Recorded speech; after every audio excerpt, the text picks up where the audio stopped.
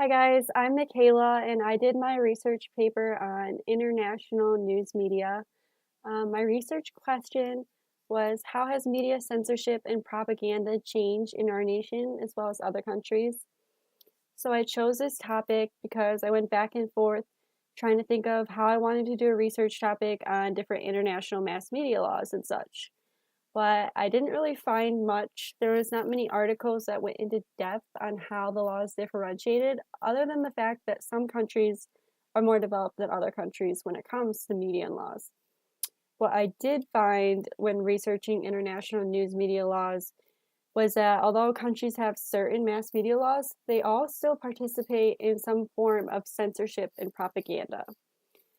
The government still uses censorship and propaganda as a tool to influence public opinion in a major way, and there are many different types of practices of censorship and propaganda that different countries use that are very effective still, even living in such a modern age of public media.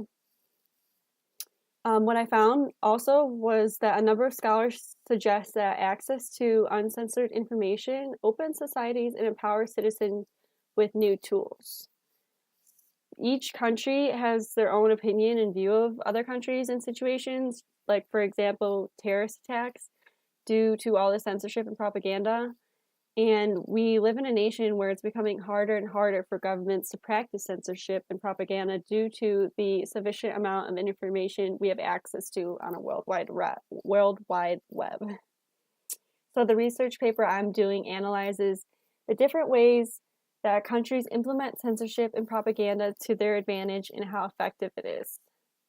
So what I found was that major countries such as China are still able to use censorship and propaganda and maintain control over the public media. And I was surprised by this with how big of a population China is. You would think that they would struggle to use censorship and propaganda, but instead they are just adjusting how they censor information to the public. What I found was that the government has had to adjust over the years by, instead of restricting or banning any unfavorable public media, they're now just guiding it, otherwise known as a strategy called conditional public opinion guidance. The government, they don't ban any news media, they just guide it in a way that looks more favorable. So I'm going to be analyzing the different strategies that China uses and how the Chinese censorship system still remains strong despite how easily they can access information. Another example is the strategy of guiding information through not hyping topics, but displaying them as smaller headlines and underneath bigger headlines of topics that are being discussed that aren't favorable. They also still use censorship through social media. One of the examples I found was that they shut down Instagram for like 4 hours because of an unfavorable hashtag that protesters were trending. They do this because they're trying to prevent pro-democracy activists in China. Another country that I analyzed is North Korea, which would be one of the more extreme countries that uses media censorship and propaganda.